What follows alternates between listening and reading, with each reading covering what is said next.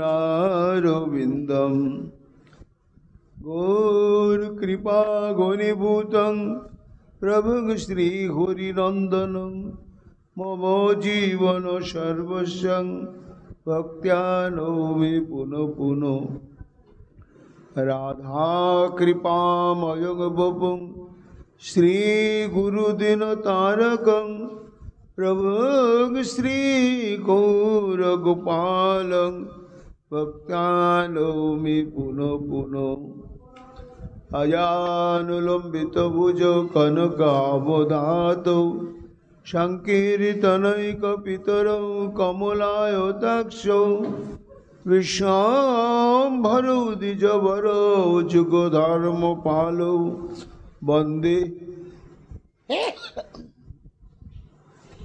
जगत प्रियकरो करुणावतारो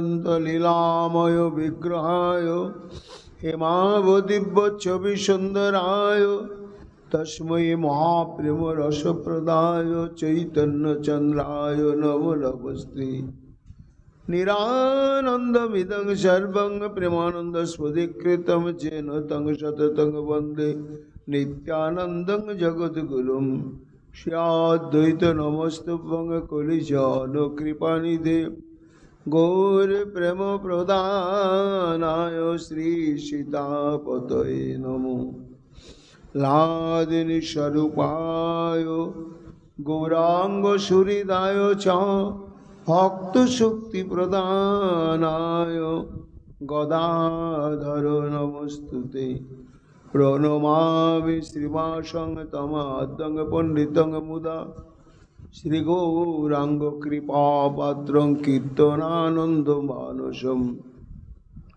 गौर प्रेम प्रदावैव सर्वत्र समदर्शिने नारायण सुताय च श्रीमन्नरोपरये नमो बर्हापीडं विरामं मृगमदतिलकं कुण्डलाक्रांत गंडं कंजाक्षं कुंभुकंठं स्मेतशुभगमुखं सादरेण स्तवेनुं श्यामं शान्तं त्रिभंगं रविकरो वसनभूषितं वैजयन्त्या वन्दे वृन्दावनस्थजुभूतिशतवृतं ब्रह्मगोपालवेशम् नमो नलिनो नेत्राय वेणुवाद्य विनोदिने राधाधर सुधवनं शालिने वनमालिने हे कृष्ण करुणा सिंधु दीनबन्धु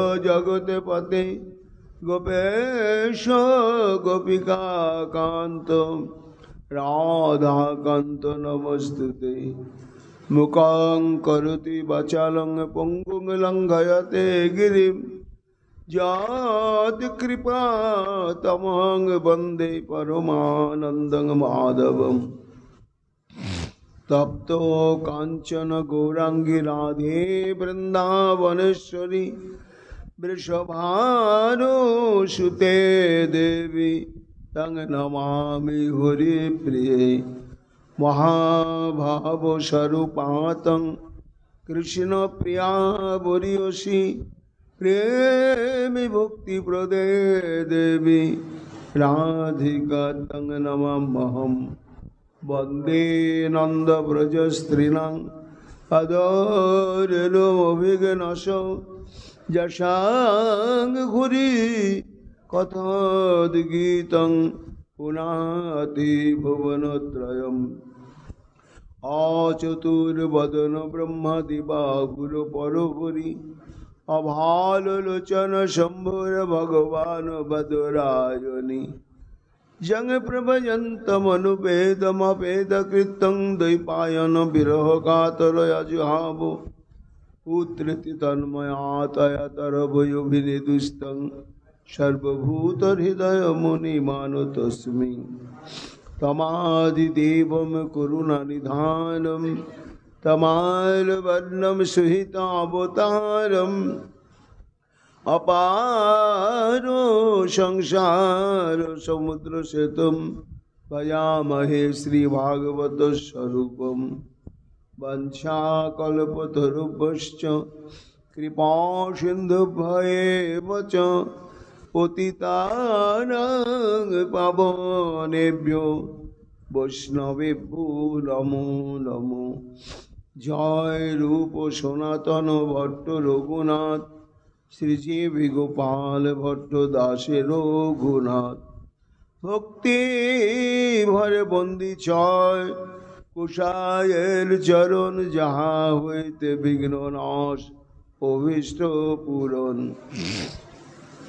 जय गौर भक्तवृंद गौर যাদের প্রাণ সবে মিলে দেহ মোরে নিতাই গৌর ভক্তি দান নিতাই গৌর হরি বল নিতাই গৌর হরি বল নিতাই গৌর হরি বল। জয় জয় নিতাই গৌর হরি হরি বল। রাধে রাধে রাধে जय जय श्री राधे राधे राधे राधे राधे राधे राधे जय श्री राधे राधे राधे। श्री शुकवाच एवं निशाशा बुव्रतर्व्यतीता नंदस्य कृष्णानुचरस्य राजन् गप्य समुत्थाय निरुप्यदीपान् वस्तून् समवर्च्य दधिन्नं मन्थन्। सर्ववेदांत सार सर्वपुराण चक्रवर्ती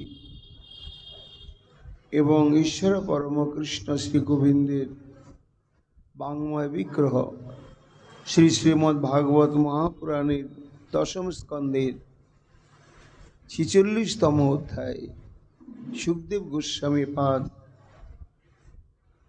ধারাবাহিকভাবে যে প্রসঙ্গ কীর্তন করে চলে আসছেন সেই উদ্ধব সন্দেশ প্রসঙ্গ ধীরে ধীরে পরিণতির দিকে এগিয়ে চলেছে। সুখমণি বললেন, মহারাজ এইভাবে সারা রাত্রি ব্যাপী প্রথম অবস্থাতে মহারাজ নন্দ এই যে কৃষ্ণ বিরহের যে কি যন্ত্রণা কি বেদনা অবাং মানুষ গোচরম, তবু ভাবের দ্বারা বাক্যের দ্বারা তার সঙ্গে ক্রন্দনের দ্বারা উদ্ধবের কাছে প্রকাশ করলেন। তোমার কাছে প্রকাশ করছি কেন? তুমি আমার গোপালের অন্তরঙ্গ প্রিয়জন, আর আমার গোপালের নির্দেশেই এসেছ উদ্ধব। তাই তোমার কাছে যা বলছি আর যা বলবো সেটি আমাদের প্রাণের প্রাণ গোপালের কাছেই বলা। তার কথা নিয়ে যেমন তুমি আমাদের কাছে এসেছ, তেমনি আমাদেরও তো কিছু কথা আছে উদ্ধব। সেই কথা তোমাকে অনুভব করতে হবে অন্তরাত্মা দিয়ে। তারপরে আমার প্রাণের প্রাণ গোপালের কাছে নিবেদন করতে হবে। অর্ধরাত্র পর্যন্ত এইভাবে নন্দ মহারাজ কৃষ্ণ বিরহের যে কি প্রভাব তাদের উপরে বিস্তার করেছেন সেটি বিস্তৃতভাবে উদ্ধবকে জানালেন। জানানোর পরে একটা মাত্রই জিজ্ঞাসা, গোপাল কবে আসবে, আসবে কিনা? গোপালের ঐশ্বর্য মাধুর্যাত্মক সমস্ত মহিমায় কীর্তন করলেন। এইভাবে অর্ধরাত্র পর্যন্ত নন্দ বাবার বক্তব্য। তারপরে এইবার উদ্ধব সান্ত্বনা বাক্য বলতে শুরু করেছে, কিন্তু সেই সান্ত্বনা বাক্যের সার কথাটাই হচ্ছে এই যে কৃষ্ণ হচ্ছেন স্বয়ং ভগবান, তিনি সর্বশক্তিমান এবং সর্বত্র বিরাজমান। এখানেও তিনি আছেন। ভগবানেতে যতক্ষণ পর্যন্ত ভগবত বুদ্ধি, ভগবত ভাব, ভগবত চেতনা জাগ্রত না হবে,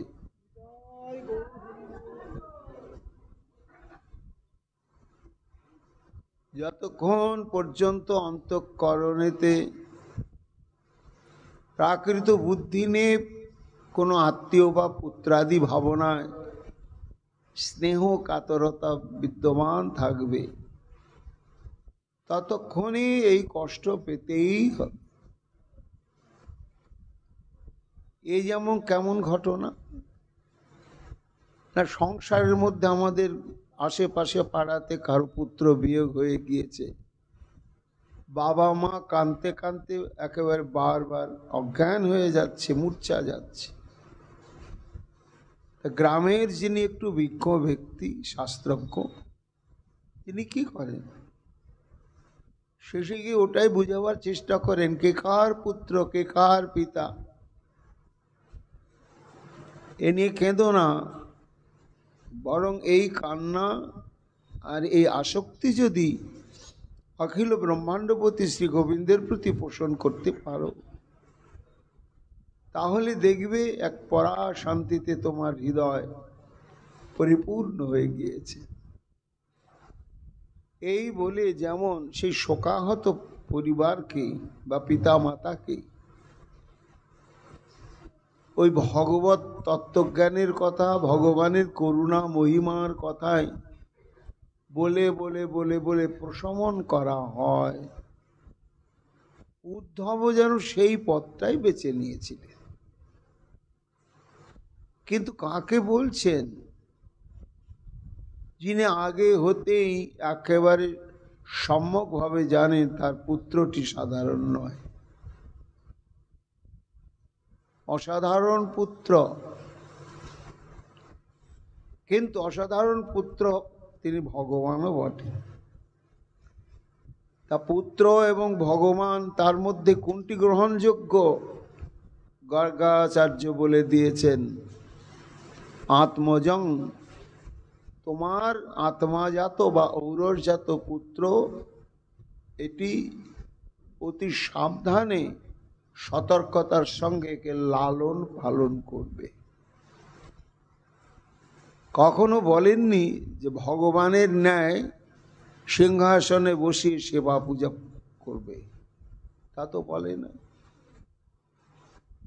আত্মজ বলা হয়েছে। এখানে প্রাকৃত জগতের পিতা মাতাকে আশ্রয় করে যেমন সন্তান মাতৃগর্ভে জন্ম লাভ করে, তারপরে কোনো এক সময় ভূমিষ্ঠ হয়, ভগবানের আবির্ভাব নন্দালয়ে ঠিক তদ্বৎ। বরং বিপরীত হচ্ছে গিয়ে বসুদেব। কেন না, গর্ভযন্ত্রণায় কাতর হলেও বসুদেব দেবকী অনুভব করতে পারেননি এবং প্রত্যক্ষভাবে দর্শনও করলেন না যে মানব শিশুর ন্যায় তাদের গর্ভ থেকে ভূমিষ্ঠ হলো ভগবান। সহসাই দেখলেন আবির্ভূত হয়েছেন শঙ্খ চক্র গদা পদ্মধারী। অর্থাৎ আমি যে ভগবান তোমাদের কাছে এলাম এটাই প্রমাণ। এই জন্যই বসুদেব দেবকীর যে বাৎসল্য রতি, তাতে ঐশ্বর্য জ্ঞান মিশ্রিত, কিন্তু নন্দ যশোদার ক্ষেত্রে তো তা নয়। এই জন্য যতই পুত্রত্ব স্থাপন করছেন নন্দ বাবা, আর ততই উদ্ধব ভগবত তত্ত্ব স্থাপন করছেন শ্রীকৃষ্ণের প্রতি। এইভাবেই কথোপকথনে রাত্রি অতিবাহিত হতে চলল। কি বলছি উদ্ধব? ওই দেখো নন্দ মহারাজ শ্রী বিষ্ণু গর্গাচার্য কি বললেন? তস্মাৎ নন্দাত্মজ অয়ম তে নারায়ণ সমগুণয়। তো নারায়ণের সমগুণ কার হয়? নারায়ণেরই হয়। নারায়ণের সমান গুণ একমাত্র স্বয়ং নারায়ণ ছাড়া আর দ্বিতীয় কারোর মধ্যে হবে না। তাহলে দ্বিতীয় ঈশ্বরতত্ত্বের চিন্তা ভাবনা করতে হবে, তা হতে পারে না। কাজে নারায়ণ সমগুণই, অর্থাৎ নারায়ণের সমগুণ বিশিষ্ট এ তোমার আত্মজ ঔরজাত সন্তান রূপেই এ তোমার নিকটে আবির্ভূত হয়েছে। একে গোপায়স্য সমাহিত, অত্যন্ত সাবধানতার সঙ্গে একে তুমি মানুষ করবে। তা উদ্ধব আমাকে আর কি তত্ত্ব শোনাবে? দেখতে দেখতে দুজনার কথোপকথনের মধ্য দিয়ে রাত্রি প্রভাত হয়ে গেল। নিতাই গৌর হরি বল, নিতাই গৌর হরি বল। জয় মহাপ্রভু, জয় মহাপ্রভু, জয় নিতাই, জয় বৈষ্ণব বৈষ্ণব।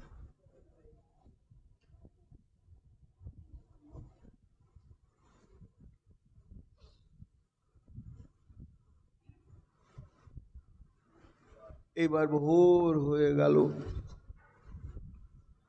মহারাজ নন্দ এবং যশোমতী এই সারা রাত্রি কথোপকথনে বিন্দুমাত্র সান্ত্বনা প্রাপ্ত হলেন না। নিশ্চিত হতে পারলেন না যে গোপাল আদৌ বৃন্দাবনে আসবেন কিনা, এবং এলেই বা কবে সুনিশ্চিতভাবে আসবেন। রাত্রি অবসান, এবং উদ্ধব বুঝতে পারলেন যে আমার বুদ্ধিবৃত্তিতে যতটা সংকুলান হয়েছে জ্ঞান, তাই দিয়ে আমি বাবাকে বোঝাবার চেষ্টা করলাম বটে, কিন্তু বাবাও আমার বক্তব্যে সান্ত্বনা লাভ করলেন না। এখন পরবর্তীতে গোপীগণের ক্ষেত্রে কি হবে কে জানে। এই চিন্তা করতে করতে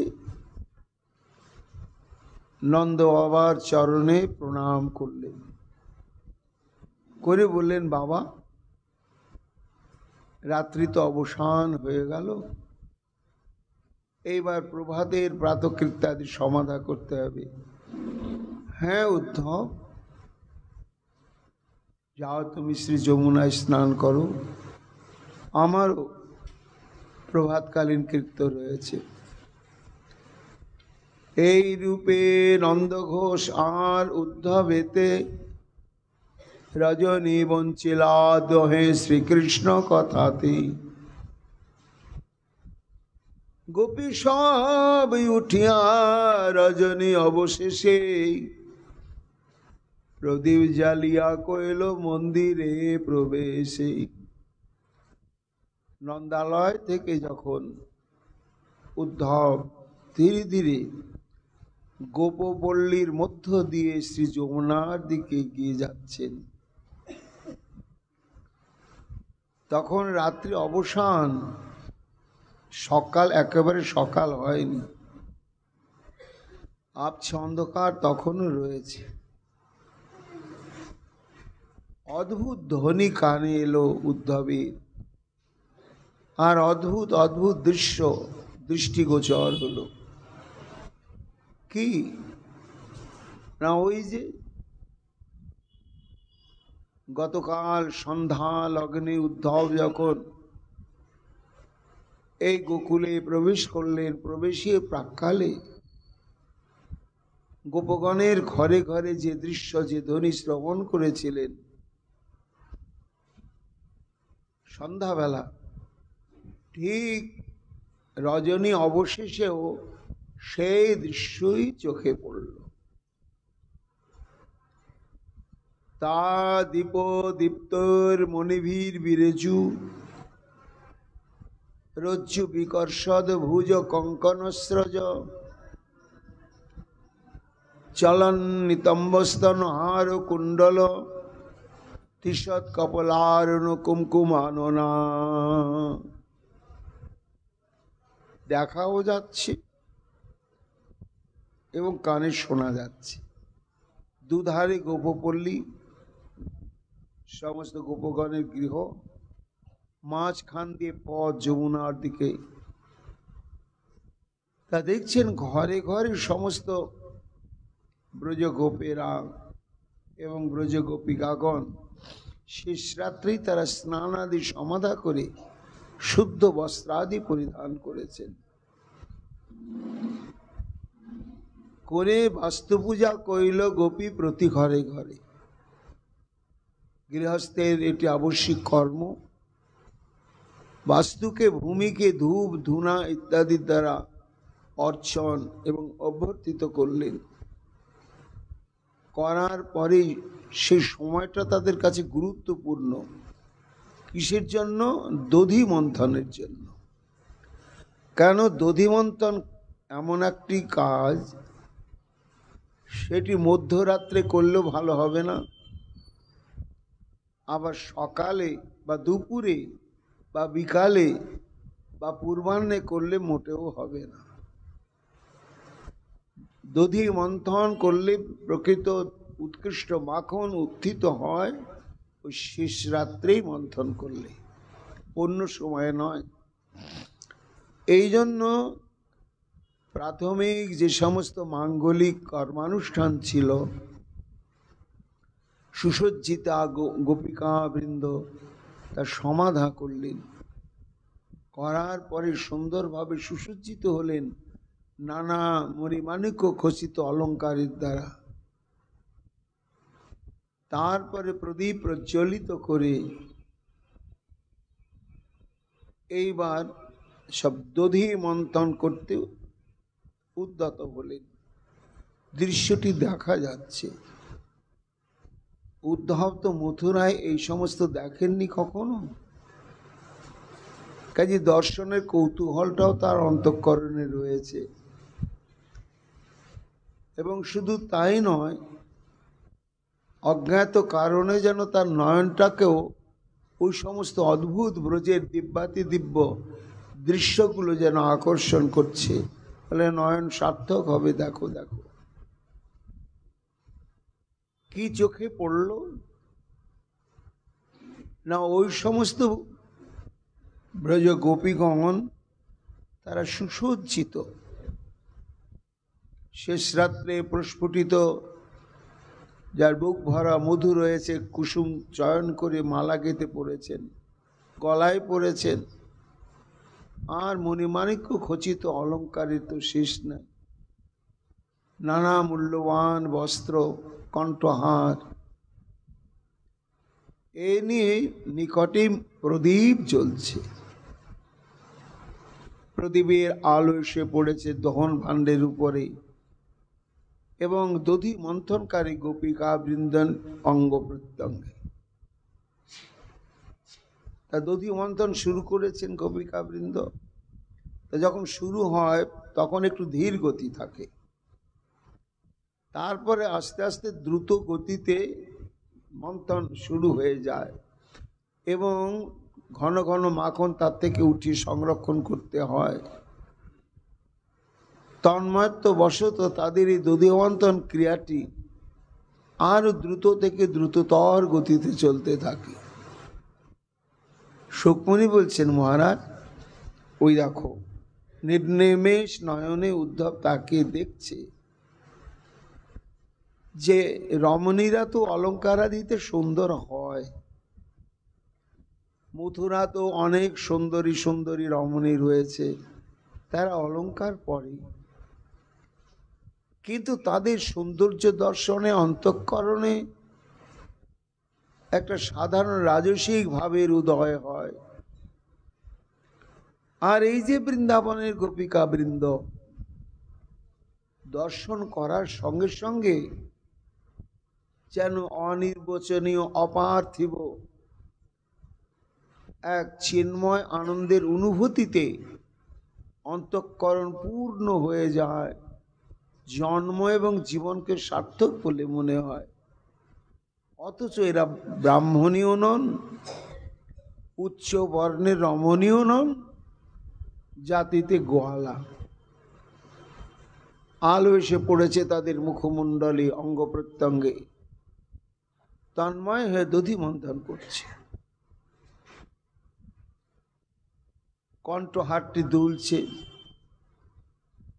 এবং তাদের স্থূল স্তন দয় সেটিও প্রকম্পিত হচ্ছে এবং তাদের বিশাল নিতম্ব প্রদেশ সেটি আলোড়িত হচ্ছে।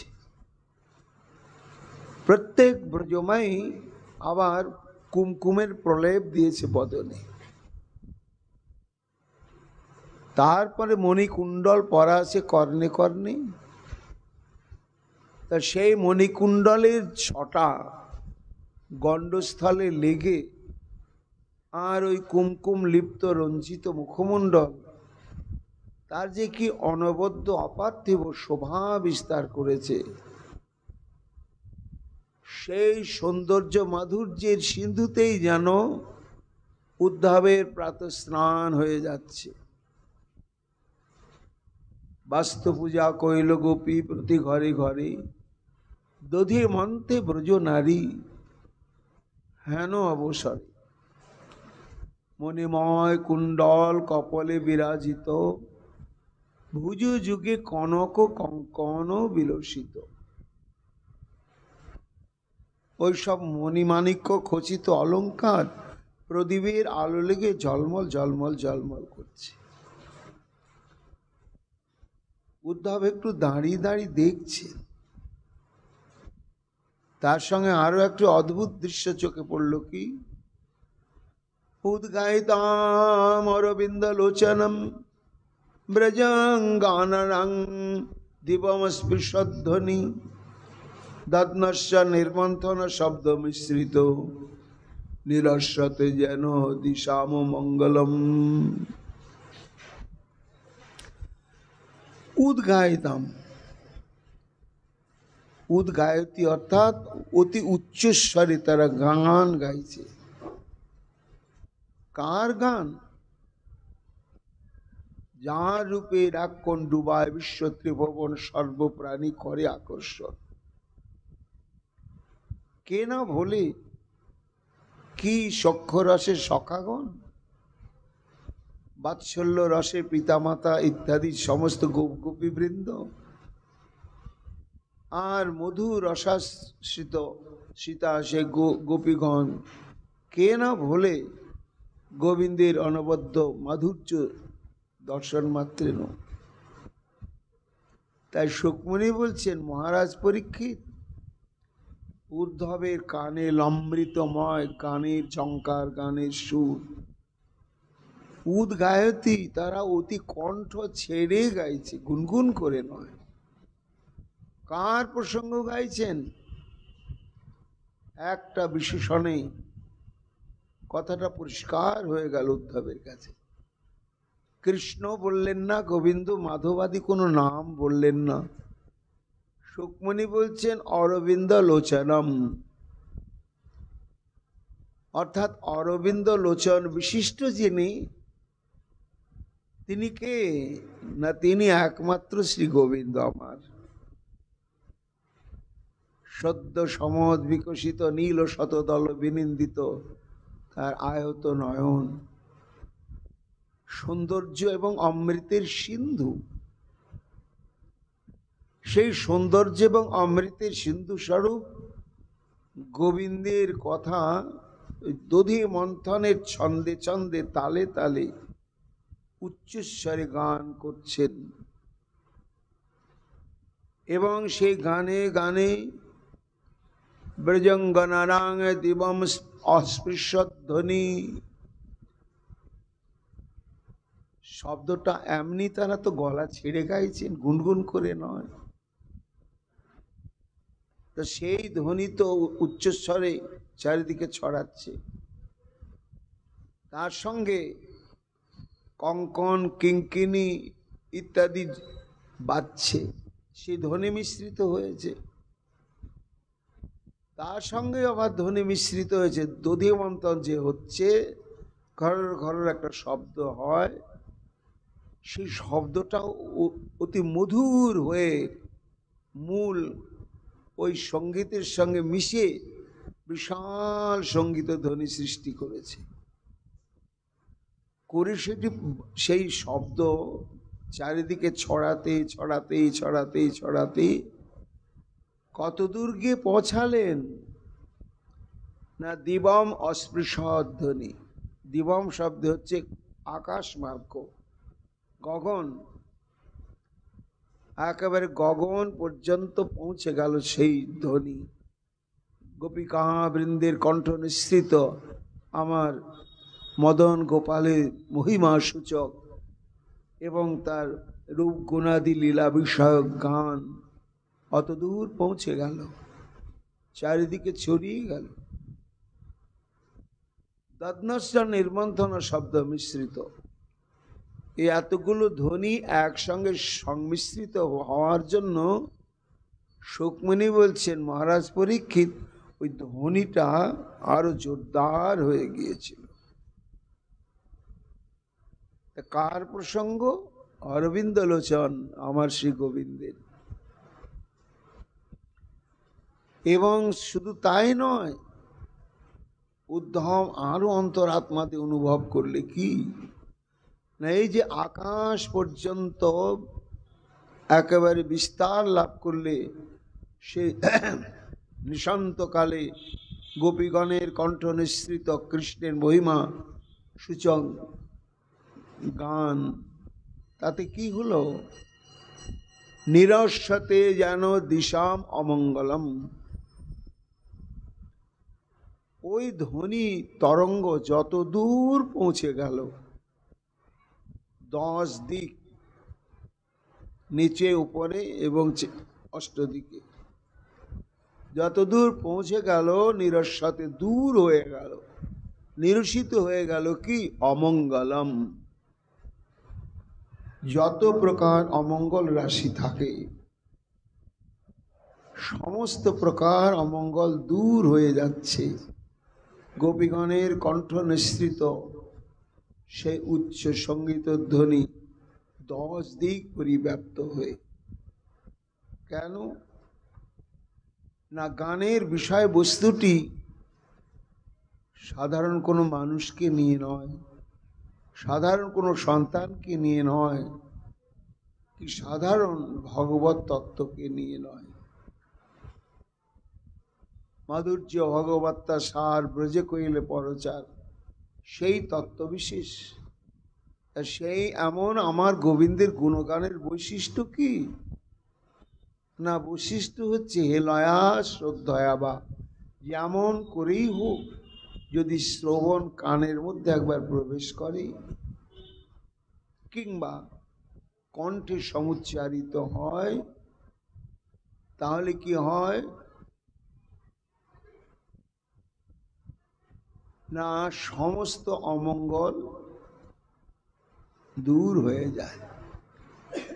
এ কথা নিখিল পুরাণে আর শ্রীমদ্ ভাগবতের প্রতি স্কন্ধে, এমনকি বলতে গেলে প্রতি অধ্যায় খুঁজলে পাওয়া যাবে যে গোবিন্দ কথা শ্রবণ এবং কীর্তনে যে সমস্ত অমঙ্গল দূর হয়ে গিয়ে পরার মঙ্গল লাভ হয়। গোপীগণ তারা নিজেরাই বলছেন তব কথামৃতম তপ্ত জীবনম।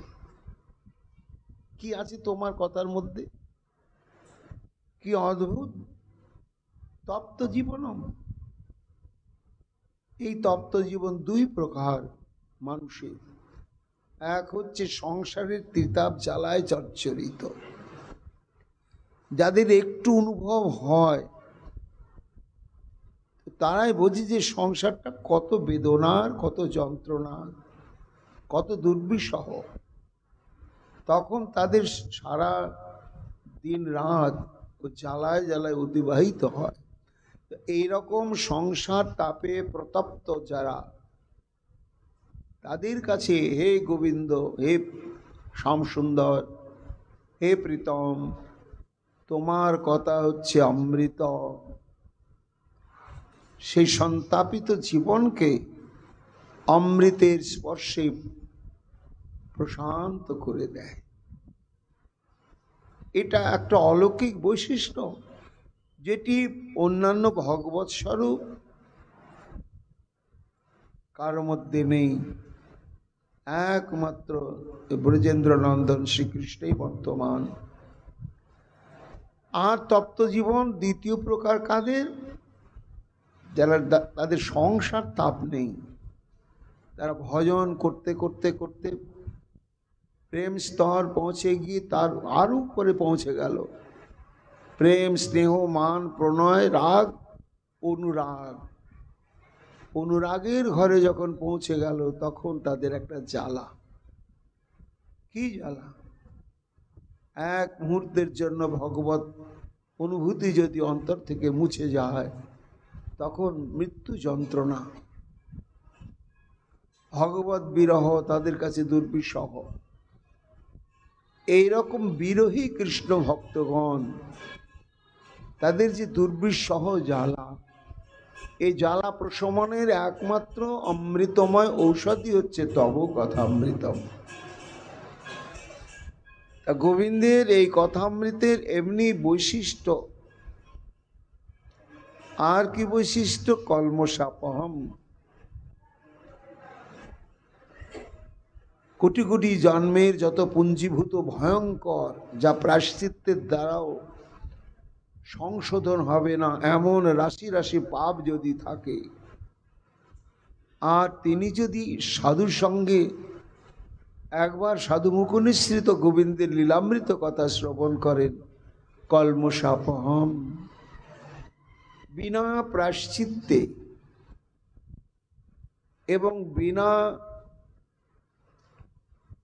কোনো কর্মানুষ্ঠানের ছাড়াই সমস্ত প্রকার ভয়ঙ্কর পাতক রাশি দূর হয়ে যায়। এত বড় শক্তি তব কথামৃতম।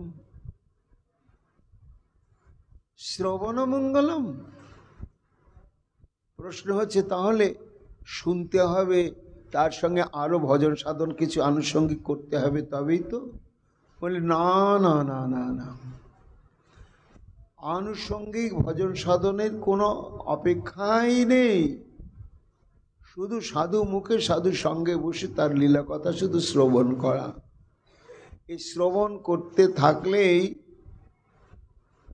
সব অমঙ্গল দূর হয়ে গিয়ে জীবন অন্তরাত্মা মঙ্গলময় হয়ে যাবে।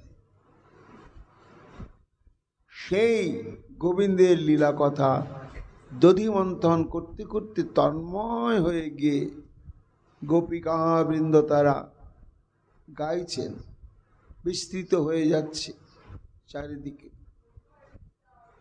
সুকমুনি বলছেন, মহারাজ পরীক্ষিত, শুধু যে শ্রবণ মঙ্গলম তা নয়, শ্রবণ রসায়ন। আমার গোবিন্দের লীলা কথা শ্রবণ সুখকর। শতাঙ্গ প্রসঙ্গান মম বীর্য সংবিদ ভবন্তি হৃদকর্ণ রসায়না কথা তজ্জসনাথ আশু অপবর্গ বর্তমনি শ্রদ্ধার অতির ভক্তির অনুক্রমিষ্যতি। কপিলদেব বলছেন, মা, সাধু সঙ্গে যদি সাধুর মুখনিসৃত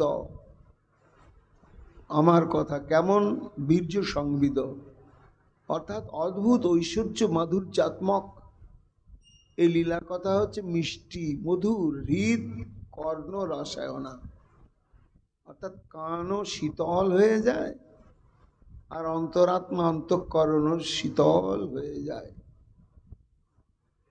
এই কথাই যদি নিরন্তর শ্রবণ করতেই থাকা হয়, তাহলে অন্যান্য ভজনাঙ্গ অনুশীলনের দরকার হয় না। নিরন্তর সাধুর সঙ্গে এই আমার লীলা কথা শ্রবণ করতে থাকলে শ্রদ্ধা, শ্রদ্ধার পরে ভজনক্রিয়া, তারপরে রতির থেকে প্রেম, এইভাবে ক্রমানুসারে অন্তঃকরণে উদয় হয়। এই জন্য গোবিন্দ নামের এটা বৈশিষ্ট্য। শাস্ত্রে আরো ঘোষণা করা হচ্ছে, কর্ম নির্মূলং বচন কৃষির্ন দাস্য বাচক অকার প্রাপ্তি বচনস্তেন কৃষ্ণ ইতি স্মৃত। ভগবানের অনন্ত নাম এবং সমস্ত নামেরই তো মহিমা রয়েছে, থাকলেও এই কৃষ্ণ শব্দ বা এই কৃষ্ণ নামের মহিমাটি বিলক্ষণ, স্বতন্ত্র মহিমাযুক্ত, যা মধুসূদন, মাধব ইত্যাদি নারায়ণ অন্যান্য নামের সঙ্গে তুলনা হবে না। কেননা ব্রহ্মবৈবর্ত পুরাণে বলা হচ্ছে, কর্ম নির্মূলং বচন কৃষি, অর্থাৎ কৃষ ন, কৃষ ধাতু, তারপরে আছে মধ্যাহ্ন, তারপরে অকার, এর দ্বারাই কৃষ্ণ শব্দটা নিষ্পন্ন হয়েছে। এইবার তার অন্তর্নিহিত ব্যাখ্যা, অর্থ অনুবাদ শাস্ত্র বলছেন কি না, কর্ম নির্মূলং বচনং কৃষি, অর্থাৎ কৃষ্ণ পদের কৃষ ধাতুর অর্থ হচ্ছে কর্মবন্ধন নির্মূল হয়ে যাওয়া। কৃষ, এই শব্দটা উচ্চারণের দ্বারা বা শ্রবণের দ্বারা জীবের অনাদি অনন্ত কালের সঞ্চিত যে কর্মফল, কর্মবন্ধন, এই কর্মবন্ধন একেবারে মূলচ্ছেদ হয়ে যায়। তারপরে কি হয়, কৃষ্ণ মধ্যাহ্নকার আছে, মধ্যাহ্ন এই অক্ষরের দ্বারা শাস্ত্র বলছে দাস্য, অর্থাৎ কর্মবন্ধন নির্মূল হয়ে যাওয়ার পরে সে দাস্য, তাহলে কৃষ্ণ অকার আছে, আকারের অর্থ হচ্ছে প্রাপ্তি। এই জন্য কৃষ্ণ বলার সঙ্গে সঙ্গে আমাদের অনন্ত কোটি জন্মের কর্মবন্ধন ছেদন হয়ে যাচ্ছে, আর সঙ্গে সঙ্গে কৃষ্ণ চরণে চিরকালের জন্য দাস্য লাভ হয়ে যাচ্ছে। এই কৃষ্ণ শব্দের এই হচ্ছে মহিমা। সুপ্রভাত মুহূর্তে গোপিকা বৃন্দ সেই কৃষ্ণ গুণগান পৌঁছে দিয়েছেন একেবারে আকাশ মার্গে 10 দিক পরিব্যাপ্ত হয়ে। তাতে কি হচ্ছে তারা বুঝতে পারছেন না, কিন্তু শোকমণি বলছেন যে সব অমঙ্গল দূর হয়ে যাচ্ছে। সর্ব পাপ প্রশমনং সর্ব উপদ্রব নাশনম সর্ব দুঃখ ক্ষয় করং হরিনামনু কীর্তনম। এইসব গোবিন্দ নামের বৈশিষ্ট্য। সমস্ত পাপ চিরকালের জন্য আত্যন্তকে নিবৃত্তি লাভ করে, পুনরায় হয় না, একেবারে মূলচ্ছেদ হয়ে যায়। সর্ব উপদ্রব নাশনম, আর নানা প্রকার যত উপদ্রব আমাদের ভজনের পথে এসে দাঁড়াচ্ছে, নানাবিধ অনর্থ এবং উপদ্রব, এই সমস্ত থেকে মুক্তি পাওয়ার সহজ পথই হচ্ছে ওই ভগবানের কথা শ্রবণ এবং কীর্তন। সর্ব দুঃখ ক্ষয় করং, আর কি, এই ধ্বনি কর্ণ প্রবেশ মাত্রই আদি ভৌতিক, আদি দৈবিক, আধ্যাত্মিক ইত্যাদি যত প্রকার দুঃখ সমূহ রয়েছেন সমস্ত দুঃখই দূর হয়ে যায়। এমন সর্ব দুঃখ নাশকারী গোবিন্দের নাম ব্রাহ্ম মুহূর্তে গোপিকা বৃন্দ গোটা বিশ্বে ছড়িয়ে দিচ্ছেন। হয়তো বা তারা জানেন না, কেননা তারা প্রেমান্ধ, অজ্ঞানন্ধ নয়। শুধু তাই নয়, ভাগবতে এই কৃষ্ণ নাম, তার কি মহিমা আরো বলা হয়েছে। সুত গোস্বামী পাদ নৈমিষারণ্যে সনকাদি ঋষিবৃন্দকে বলছেন দ্বাদশ স্কন্ধে, সংকীর্ত মান ভগবান অনন্ত শ্রুতানুভাব ব্যাসন হে পুংসাম প্রবিশ্য চিত্তং বিদুনোত্তশেষং যথা তম অর্ক অভ্রমিবাতিবাত। এই কৃষ্ণ নাম বলা বা শোনা, এই যে কত মহিমা ভাষায় বলা যাবে না। সুত গোস্বামী পাদ বলছেন, হে সনকাদি ঋষিবৃন্দ, সাধুর মুখে সংকীর্তমান এই যে গোবিন্দের কথা কেউ যদি শ্রবণ করেন বা কীর্তন করেন, কর্ণকুহরে প্রবেশ করে কিংবা জিহ্বাকে আশ্রয় করে, তাহলে কি হয় না, বিধুর্ণত্তা শেষং ব্যাসনম, বিশেষভাবে ধুয়ে মুছে একেবারে নির্মূল হয়ে যায় মানব জীবনে যত প্রকার দুঃখ। একটা দৃষ্টান্ত দিয়ে সেটি বলছেন, কেমন জানো সনকাদি ঋষিগণ, যথা তম অর্ক, অর্ক শব্দে হচ্ছে সূর্যদেব। এইবার অন্ধকারকে যদি লাঠি সোটা মারা হয়, বোম চার্জ করা হয়, অন্ধকার যাবে না। ওর বিরুদ্ধে যদি মিছিল মিটিং করা হয়, অন্ধকার যাবে না।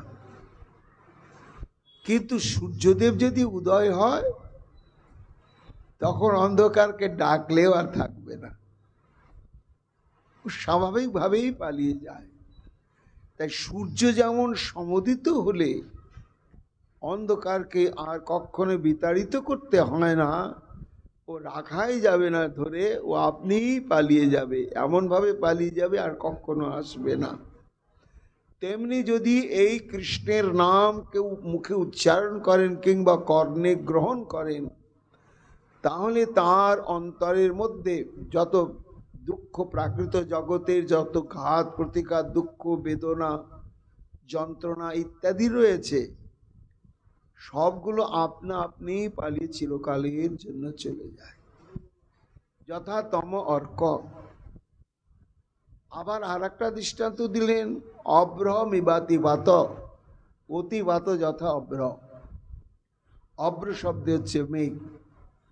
আকাশে এমন মেঘ জমে গিয়েছে, সূর্য দেখাই যাচ্ছে না। আর দৈব ক্রমে যদি খুব দুর্ধর্ষ বাতাস ওঠে, ঝঞ্ঝাবাত উঠে গেল, তখন দেখা গেল ওই ভয়ঙ্কর বায়ু বেগে তাড়িত হয়ে মেঘগুলো কোথায় চলে গিয়ে আকাশটা পরিষ্কার হয়ে গিয়েছে। তা যেমন শক্তিশালী বায়ু সমাগত হলে আর মেঘকে তাড়াতে হয় না, পালিয়ে চলে যায়। সূর্য উদয় হলে যেমন অন্ধকারকে তাড়াতে হয় না, পালিয়ে যায়। তেমনি শ্রী গোবিন্দের নাম উচ্চারিত হয়ে যতদূর পর্যন্ত বিস্তৃত হয়, ততদূর স্থানের সমস্ত অমঙ্গল দূর হয়ে যায়। ভোরবেলা ব্রাহ্ম মুহূর্তে উদ্ধবেরও সেই দশা। ওই গান শ্রবণ করে অন্তরের মধ্যে একটা অতৃপ্ত ছিল বেদনা, সেটাও মুছিয়ে গেল।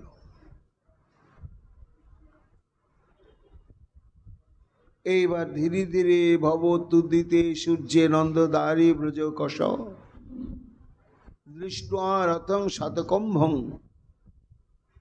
কুস্যামিতি জাব্রুবন। শুকমুনি বলছেন, এই সব দৃশ্য দেখতে দেখতে চললে। পরীক্ষিত প্রশ্ন করছেন, গুরুদেব, কৃষ্ণ শূন্য বৃন্দাবন, সেই বৃন্দাবনের দৃশ্যটা কি সত্যি সত্যি এমন ছিল? তোমাকে আগেই বলেছি মহারাজ পরীক্ষিত, কৃষ্ণের ইচ্ছায় যোগমায়ার দ্বারা বৃন্দাবন উদ্ধবকে অনুভব করানোর জন্যই ওই যখন গোকুলে প্রবেশ করেন সন্ধ্যাবেলা ওই দৃশ্যই পড়ল চোখে, আবার রজনীর অবসানকালে ওই দৃশ্যটাই পড়ল। এটি যোগমায়ার দ্বারা নিয়ন্ত্রিত। উদ্ধবকে দেখাবেন না কৃষ্ণ শূন্য বৃন্দাবনের কি হাহাকার, এ একটা কারণ। আর একটা কারণ আছে, এই ব্রজবাসীদের প্রেম দুই ভাগে বিভক্ত। এক হচ্ছে বিশ্রম্ভ ভাবময়, আর এক হচ্ছে উৎকণ্ঠা ভাবময়। তা উৎকণ্ঠা ভাবময় যাদের কৃষ্ণ প্রেম,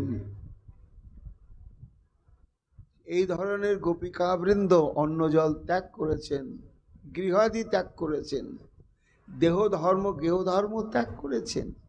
তাদের আহার নিদ্রার কোনো প্রচেষ্টা নেই, দিন রাত তারা বেঁচে আছেন হা গোবিন্দ বলে কেঁদে কেঁদে। এদের প্রেমটা হচ্ছে উৎকণ্ঠাময় কৃষ্ণ প্রেম। কিন্তু তার মধ্যেই ভগবত ইচ্ছায় কিছু কিছু গোপীগণ ছিলেন, তাদের প্রেম হচ্ছে বিশ্রম্ভ ভাবময়। সেটা কেমন না, মথুরায় চলে গেলেও তারা প্রত্যেক দিন প্রতি মুহূর্তে অনুভব করেন যে কৃষ্ণ বৃন্দাবনেই রয়েছেন। এই যে কৃষ্ণ বৃন্দাবনে রয়েছেন তারা অন্তরাত্মাতে অনুভব করেন। এই জন্য তাদের মধ্যে কৃষ্ণের জন্য কোনো হাহাকার বিরহ কিচ্ছু নাই। তারা আনন্দেই কৃষ্ণ থাকতে যেমন সুসজ্জিতা হতেন এবং সংসারের যত সমস্ত কর্ম সম্পাদন করতেন। কৃষ্ণ যে নেই, কিন্তু ওই বিশ্রম্ভ ভাবের প্রাবল্য হেতু তারাই বৃন্দাবনে এখনো ভাবছেন কৃষ্ণ আছেন। এই সব গোপিকা বৃন্দই তারা দধিমন্থন এবং সুসজ্জিতা হয়ে কৃষ্ণ গুণগানকে 10 দিককে মঙ্গলময় করে তুলছিলেন। এবং নন্দ মহারাজেরও ইচ্ছা ছিল তাই কিছু। কেন না, গোপাল মথুরায় যাক, কিন্তু গোপাল হচ্ছে আমার নবনী লুবোধ, মাখন লুবোধ, দধি দুগ্ধ না হলে তা চলে না। তা মথুরায় তো গোপপল্লী নেই, শহর, সেখানে অন্যান্য বর্ণের বাঁশি বেশি আর অন্যান্য বর্ণের জীবিকায় বেশি। তাই নন্দ মহারাজ নিয়ম করেছেন, কিছু কিছু গোপিকা বৃন্দ বা গোপপল্লীতে নির্দেশ দিয়েছেন যে তোমরা পূর্বের ন্যায় প্রত্যেক দিন মাখন তুলবে, দধি পাতবে, নবনীত প্রস্তুত করবে এবং ক্ষীর প্রস্তুত করবে, করে গোপাল বৃন্দাবনে না থাকলেও মথুরাতে রয়েছে, তোমরা নিত্য মথুরাতে পাঠাবে। এটা যেন আমি জানতে পারি, তাহলে মনটা শান্ত হবে যে হ্যাঁ, গোকুলের মাখন না হলে গোপালের সুখ হতো না, সেই মাখনটা পাচ্ছে গোপাল। এই বলে নন্দ বাবা কিছু কিছু গোপপল্লীতে এই নির্দেশ করেছিলেন। ও তাদেরও ভাবটা ছিল বিশ্রম্ভ ভাবময় কৃষ্ণ প্রেম। তারাই এইভাবে গুণগান গাইছে, দধিমন্থন করছে এবং সুসজ্জিতা হয়ে আছে।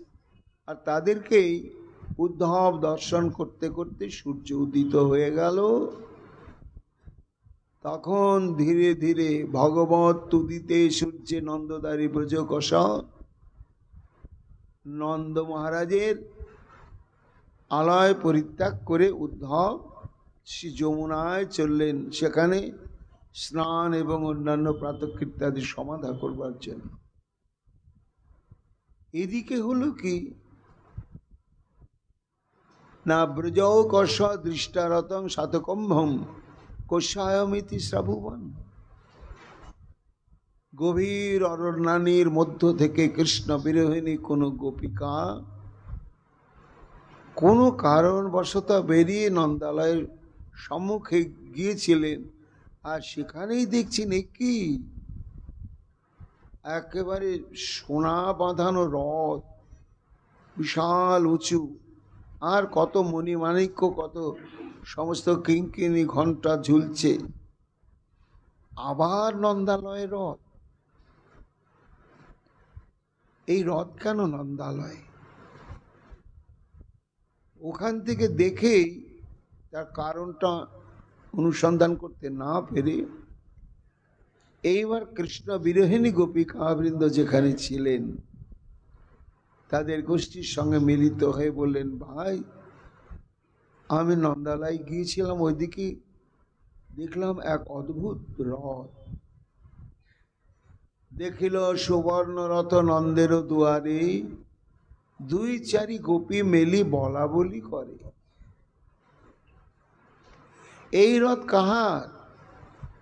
কে বা আইল ব্রজপুরে, ভাবিয়া না পায় গোপী চিন্তিত অন্তরে। হ্যাঁ রথ দেখে এলে? হ্যাঁ রথ দেখে এলাম, ঝলমল ঝলমল ঝলমল করছে, তবে রথে কোনো পরিচিত ব্যক্তিকে দেখলাম না।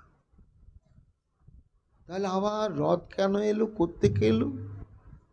বৃন্দাবনে তো রথ নেই, এখানে গরুর গাড়ি, মোষের গাড়ি, উটের গাড়ি, এতে চলাফেরা হয়। রথ তো মথুরা রাজধানীতে। কোনো গোপী তখন বলছেন, হ্যাঁ মনে হয় অক্রূর আগত কিংবা কংস স্বার্থ সাধক, যেন নিতং মধুপুরী কৃষ্ণ কমল লোচন। সব বলা বলি করছি অনুমানের উপরে। মনে হয় আবার অক্রূর এসেছে। তখন কোন গোপী বলছেন, আবার আসবে কেন? যে জন্য প্রথমে এসেছিল সে তো কৃতকার্য হয়েছে,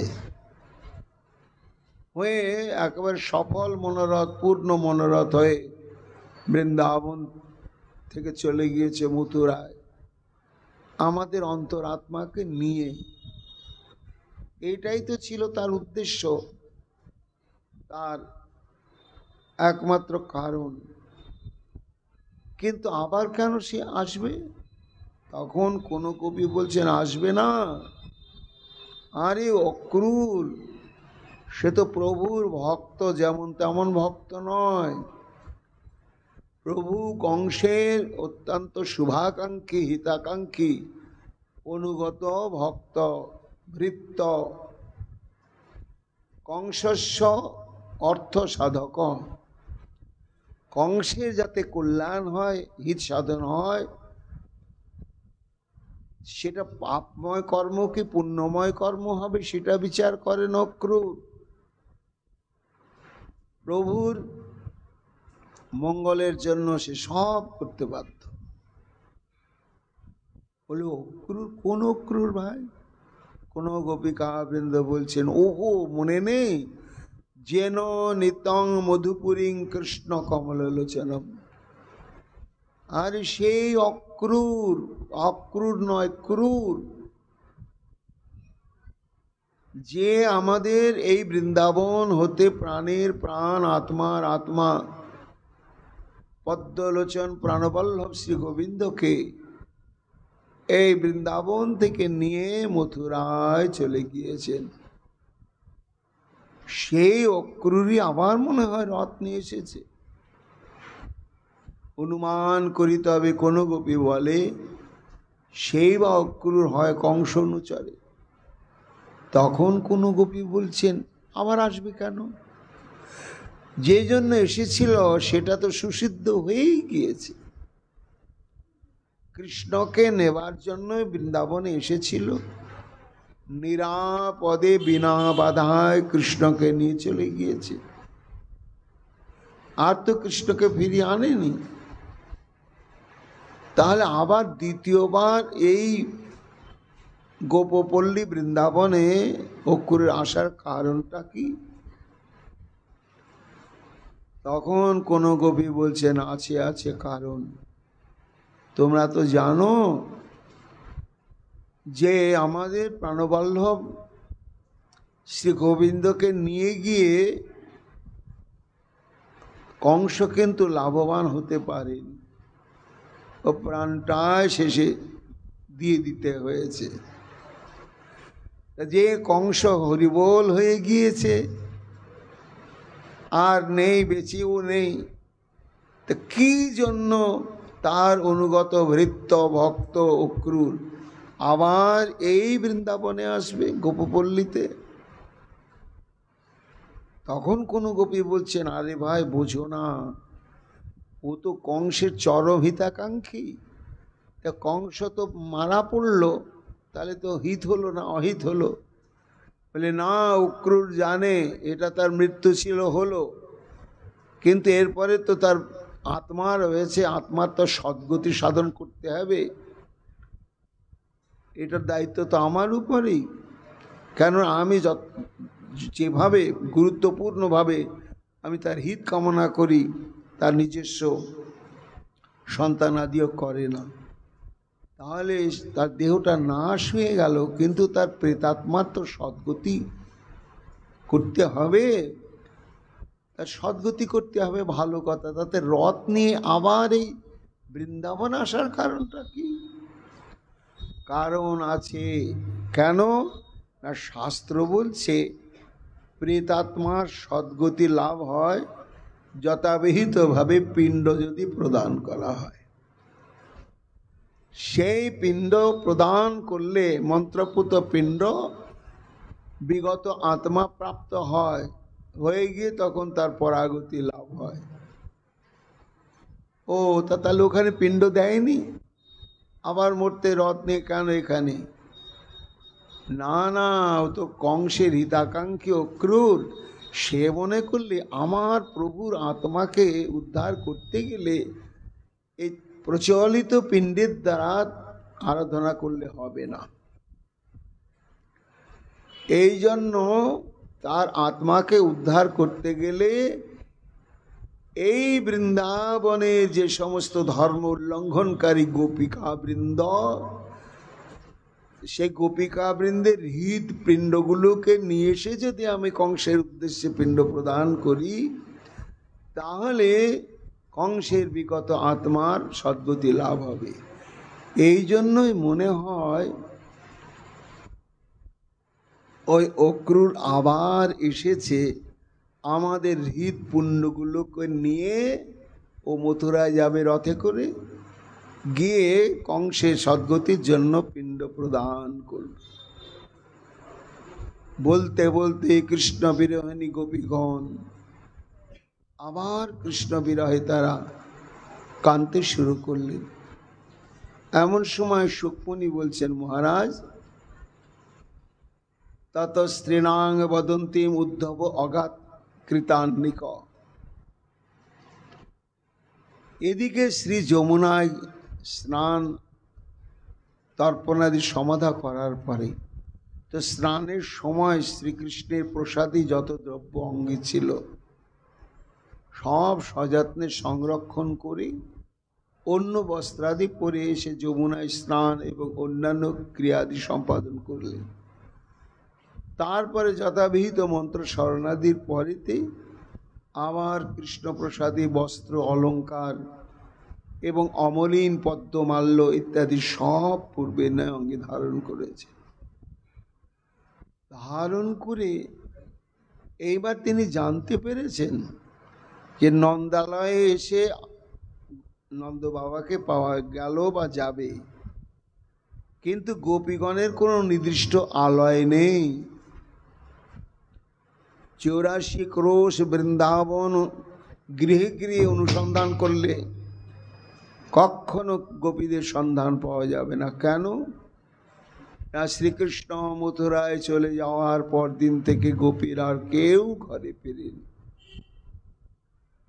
গভীর অরণ্যে তারা সেখানেই বসবাস করছেন।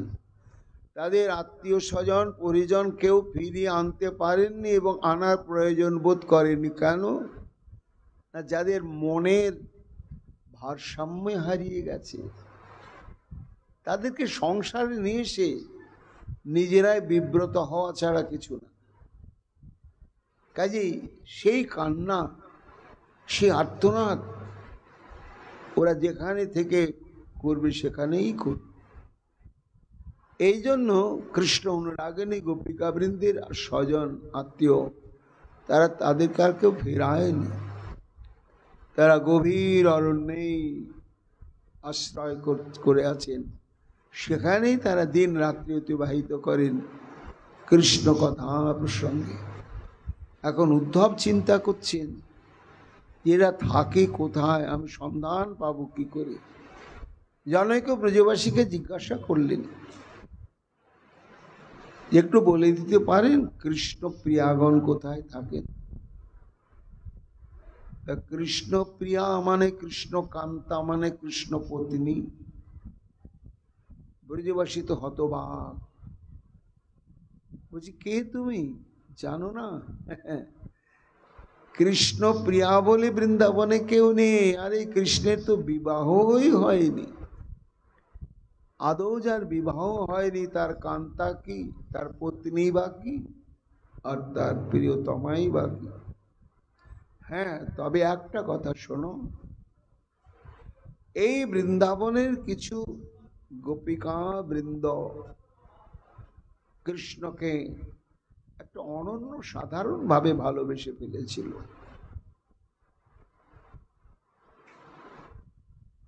এই ধরনের যে সমস্ত গোপিকা বৃন্দ ইহকাল পরকাল সমস্ত পরিত্যাগ করে তাকে ভালোবেসে ফেলেছিল, যেদিন কৃষ্ণ মথুরায় চলে গেল সেই দিন থেকে তারা আর কেউ ফেরেনি।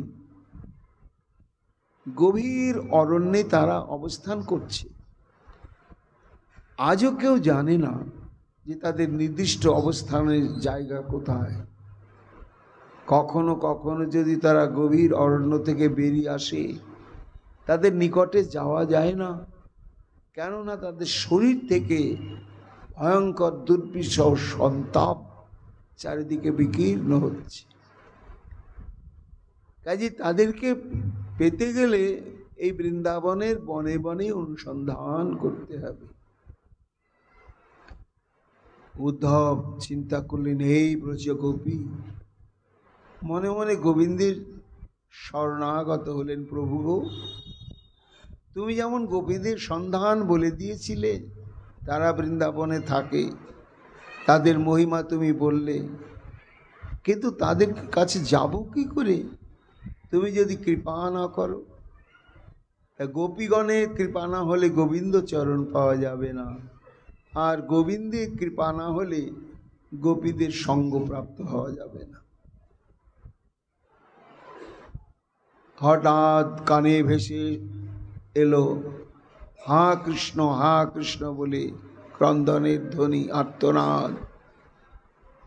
এবং সেই আর্তনাদ অন্তঃকরণে প্রবেশ মাত্রই উদ্ধব বিমূঢ় হয়ে পড়লেন। এই দিক থেকে আসছে, তাহলে এই দিকেই সেই সমস্ত অনুরাগিনীগণ অবস্থান করেন। শুকমুনি বলছেন,